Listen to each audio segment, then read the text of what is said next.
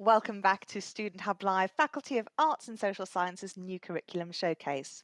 We're now going to take a look at a very exciting module, DD226 Economics in Practice. And I'm joined by Jonquil Lowe, Jerome Dehanau, and Rajiv Prakabar.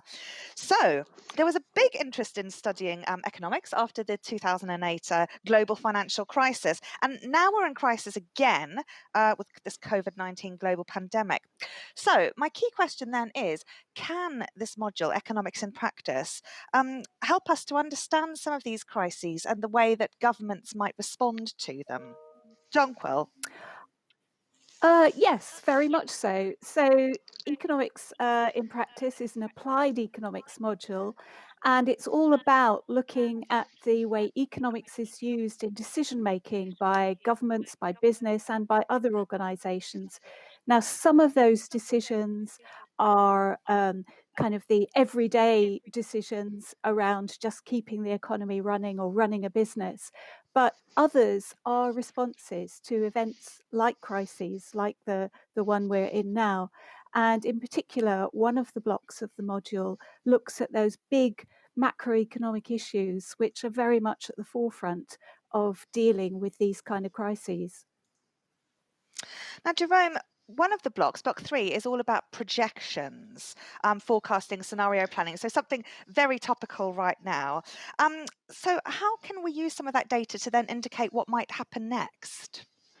Yes, indeed. So the idea is that a lot of the economic debates about government policy is to understand whether government has enough money, what's its role to foster the economy, and in times of crisis, whether they have a role to play to maintain activity. For example, the furlough scheme we've seen in COVID-19, where the government helps maintain salaries, but there's less consensus about what to do after that, whether the government should reduce spending, increase taxes, and whether the long-term projections of the finances of the government are sustainable. So this module will look at those questions, understand the different theoretical debates and struggles in the economic professions, but also a lot of studies, empirical studies across countries to understand that in more detail. And we take all of that.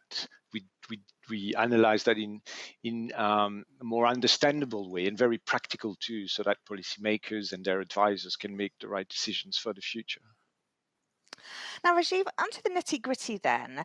So, going from the broad sort of theoretical aspects, what tools and techniques do you teach students to be able to deal with some of these big issues? Actually, that's a great question. We have a set of practical tools and techniques that actually we developed through various case studies, such as flood risk, a sugar tax, which we'll talk about later. And these techniques are actually also in the module textbook. So, for example, the things such as cost-benefit analysis, how to conduct an evaluation, how to measure various things, and so actually. These are through the practical set of techniques. These will allow students to take these techniques away during their working lives and apply them to a variety of different types of contexts. Okay, brilliant. So I started by sort of centralising this discussion around the pandemic. And one of the questions that we've posed for our students is around the government spending. So we know that this ballooned because of the COVID-19 crisis. And we've asked people at home what they're most worried about. So let's take a look at what they had to say in terms of which one of the possible post-government reactions are you most worried about. And here we can see that a cut in public services is on people's mind the most here. So any responses then from the three of you in terms of what our audience have to say about this? Well, I think there is a hangover from the previous crisis where austerity measures were taken by many governments to deal with the growth in public debt. But this crisis is very different because it affects the health of people, which relies on public services. So we very much hope that public services won't be cut. But there's also much more growing consensus from all the studies that happened during the last 10 years after the previous policies were in place to show that actually balancing the budget, cutting spending, or increasing tax doesn't necessarily have to happen.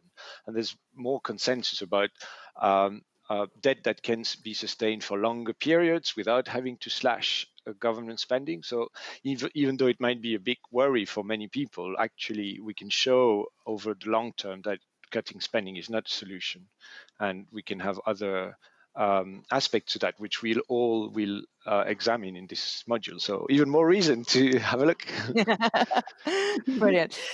So while we started this discussion based on the pandemic and I guess what economics and practice can tell us in response to some of these issues, this module is not just dealing with those extraordinary circumstances. We're also looking at some of the more routine, I guess, and mundane aspects that are involved in running an economy or a business. So Rajiv, can I talk to you about what sort of economics then that involves, those more routine parts of running a country or business? Sure. I think actually one of the exciting things about this module is this applied focus. And what we do in the module is through a variety of kind of normal routine case studies is look at various economic techniques. So for example, in one of the blocks, in block 4, we look at a sugar tax. Now, if we look at this is the kind of standard sugar in a kind of can of cola, for example. And there's concern about reducing levels of sugar because of public health reasons, reducing childhood obesity and so on. And so one of the things that we do in the module then is to look at how economic theories can understand and analyze these different the sugar tax. So for example, we look at in Barclay in the United States what they've done with the sugar tax, and also in the UK with Public Health England. And so through these sort of practical case studies, we can examine the kind of routine decision making. Brilliant. No, that sounds really, really interesting. I mean, you do take a lot of different examples. Sorry, the dog and the cat are just everywhere now. See, this is my brown cat blending very nicely to the background. Yeah. So sorry Every about day. putting you off, Rajiv. Oh, I know it is the everyday. It's now gone now. But another interesting example that's in the module, Jerome, I wonder if you could talk us through this. Is this whole idea of flood risk? We've seen. Yeah. I mean, we've had massive problems right here about that. So it's very interesting for me. How do you use that as a case study? Yeah, so that's another one of a mixture of understanding decisions by investors, by developers in floodplains or house buyers and sellers, but also the role for government in understanding how they can build flood defenses, how the insurance market can tackle the issue, and all of that revolves around the idea in block 2 of the module, which is about options. So decision making, how decision making are informed. And a lot of the time, decision makers weigh up the costs and the benefits of different options and try to see which one leads the best outcome. But the problem is that it's not always we can't always compare apple and oranges. Some people are some projects have different benefits and costs, and if you transform them into a monetary term, which is called a cost benefit analysis, which is quite standard in many decision making projects, then you can transform that orange and have it by comparing it to beautiful apples. And see which one has the best outcome, such as building a floodplain or just providing insurance to house buyers and letting them flood their houses. But all of that have very different costs in terms of not just financial costs, but costs on their mental well-being, on the stress levels, all of which have economic consequences that need to be factored in those decisions. And we explore that with the flood risk. It's very important also with climate change. So we have that as the context of this analysis, which is very important. That sounds fantastic, absolutely brilliant, and really nice to have the cost-benefit analysis explained in such simple and everyday terms. The other important thing, I think, in particular for economics, is this whole idea about skills and practical aspects that sort of need to be taught as part of a degree. So, Jonquil, I wonder if you could tell us about some of the hands-on techniques that you've included in DD226. Okay, so right from the design stage of 226, we were talking to employers and asking them what do they look for when they take on economics graduates. And one of the things they stress to us is that graduates often know a lot about economic theory, but they find it very difficult to apply it to real world problems. So we've tackled that absolutely head on. So when we've been, Jerome and Rajiv have been talking about these case studies, students are not simply looking at what other people have done, they're also replicating some of those analyses and calculations themselves using the techniques of economics, using Excel, which is another area that employers told us they really wanted students to have those kind of generic skills. So we've kind of listened to employers and then built the module around that. And we've also embedded within the module lots of clips from interviews with employers where they really bring the whole of these techniques to life, because they talk to us about how they actually use these techniques in their everyday job. Brilliant. So we asked people at home how they would describe themselves as an Excel user. Let's see how everyone fares in their spreadsheet skills. Oh, so they are users, but not confident is the overwhelming response to that. So Jerome, we've got included Office 365, as something that all OU students get anyway, but you're using Excel to do things like forecasts, for example, but you also teach them lots of other exciting things like pivot tables.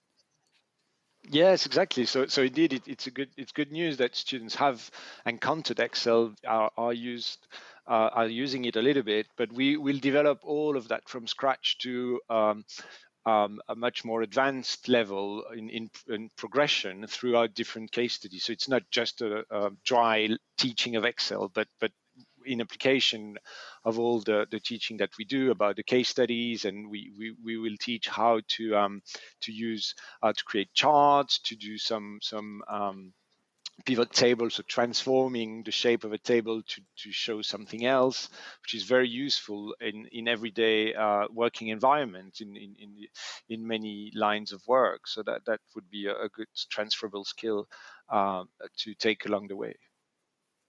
That's fantastic. Now, I just wanted to mention before we move to our final point, if I could just quickly fill students in terms of where this qualification sits.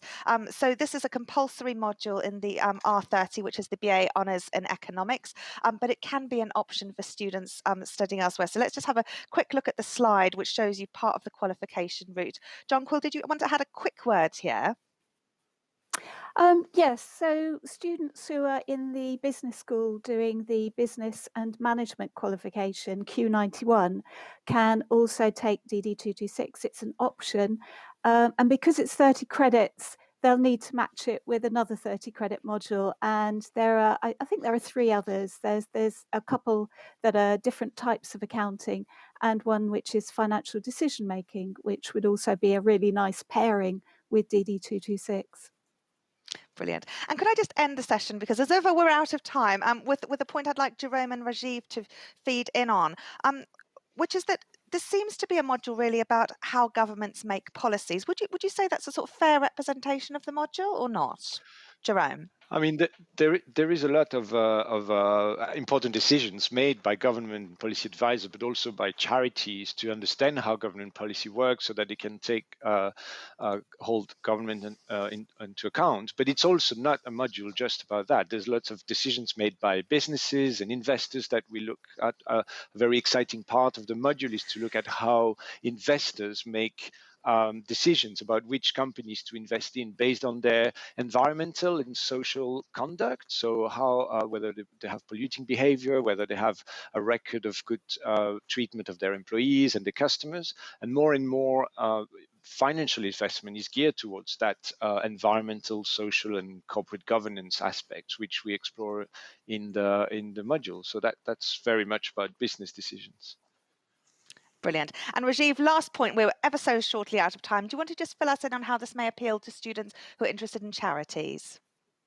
Yeah, sure. I mean, as Jerome says, the module has been devised so it applies to all different sectors, public and private. So, for example, in Block 4, the one I've been working on in evaluation, it goes into detail about how evaluation is important for charities. For example, charities often need to conduct evaluations or pilot studies because in order to get funding from other organisations, example, government or other private bodies. And so there's a kind of toolkit that we kind of discussed earlier about how to conduct an evaluation, which is directly relevant for charities. And also remember that employer videos that were a key part of the whole module have examples from charities, from private, from public organisations. So it's been built throughout the fabric module across the whole sector.